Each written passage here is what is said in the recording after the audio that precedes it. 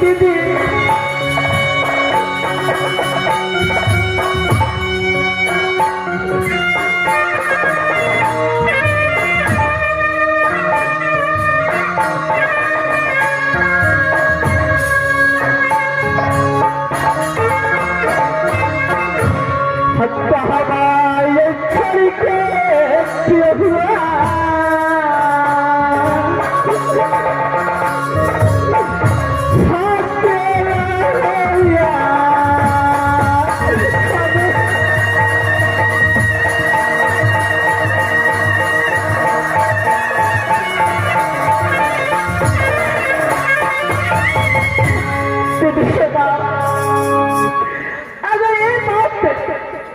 आप मुझे पहले कहते तो मैं स्वामीनाथ को लेकर के राजमहल पर छोड़ के चले जाती थी। ऐसी बात मत बोलो, कुछ नहीं किया। बाबा जी ने मुझसे धोखे से सत्कार मांगकर सर बलिदान मांग लिया। हमें स्वामीनाथ के सर बलिदान में मांगा तो आप मेरे मुझ सर बाबा मुझे बलिदान में दे देते।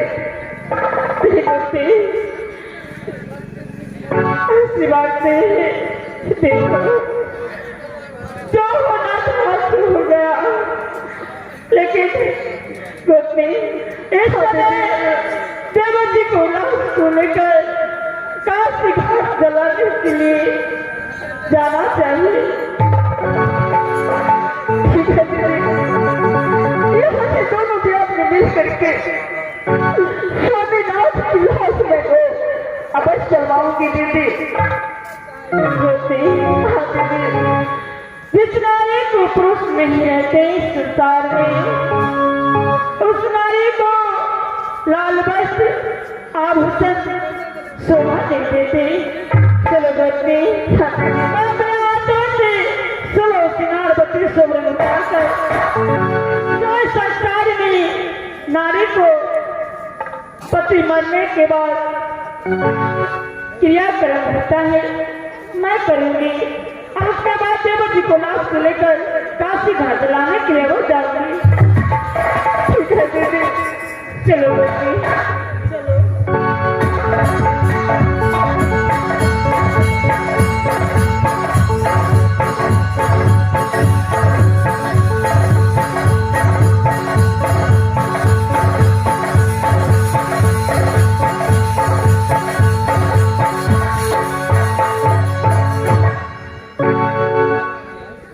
मास्टर साहब, मेरा दोस्त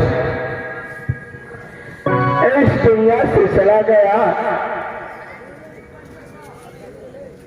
अब मैं राजमहल का और राज तिजोरी की सीमा पे आ चुका हूँ। अगर राज तिजोरी जाऊंगा तो मेरे माता पिता पूछेगा बेटा तू राजमहल पर क्यों आया, तो मैं क्या जवाब दूंगा। न मैं राज तिजोरी जाऊंगा न मैं राजमहल में रहूंगा। अगर राजमहल में रह गया तो बेटा इंटरनेट पूछेगा चाचा जी मेरा चाचा रुदल कहाँ है।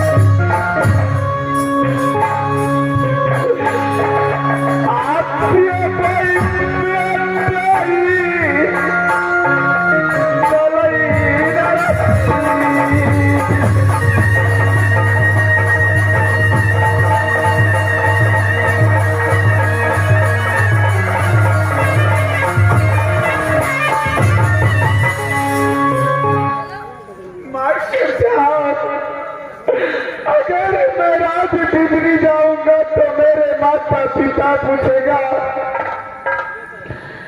बेटा देवने तूने राज को बात छोड़ कर क्यों चले आया? तो मैं क्या जवाब दूंगा अपने माता पिता को? आज मैं ये राज बिजली और राजमोह किसी माँ पे मैंने ये अपना राज्य पोशाक खोल करके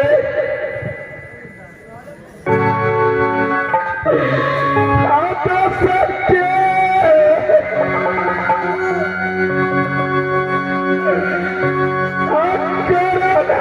भैया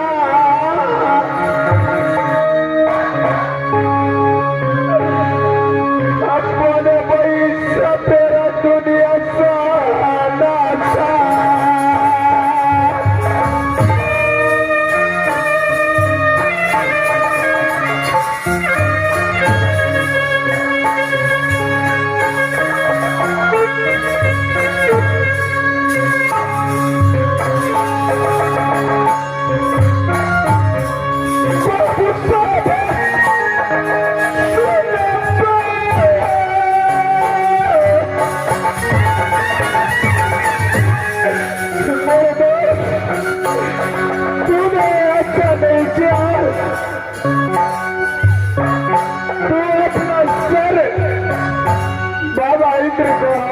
करके आज देवनाथन को दूधा में डाल करके चले गया है।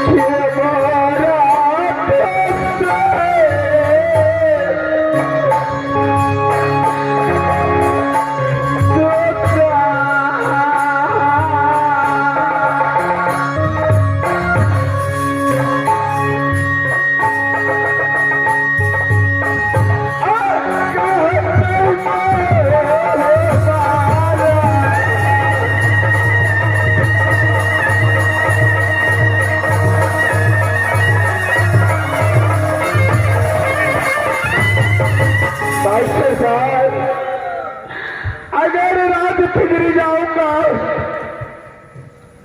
तो पिताजी पूछेगा, माताजी पूछेगा, मुझसे जवाब नहीं, मैं जवाब नहीं दे पाऊंगा।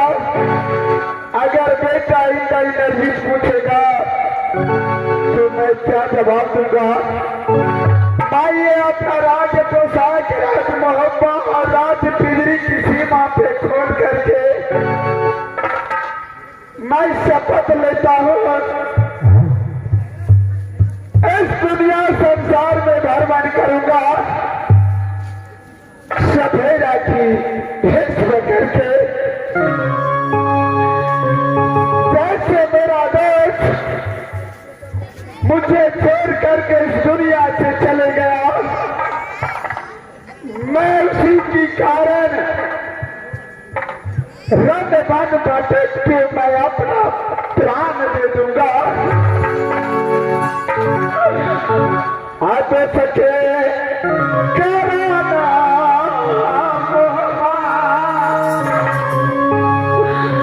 राजा पिजरी छोड़ी देनी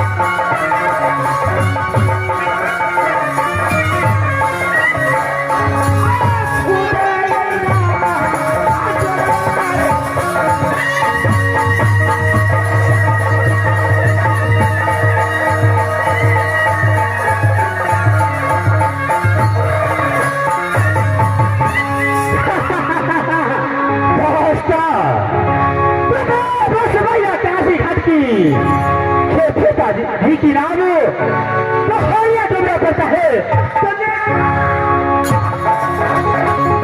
मेरे दोस्तों हर काशी घाट में रहा आता है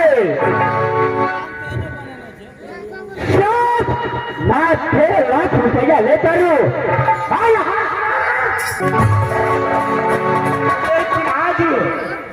आज एक भी रात रही आया है काशी घाट में।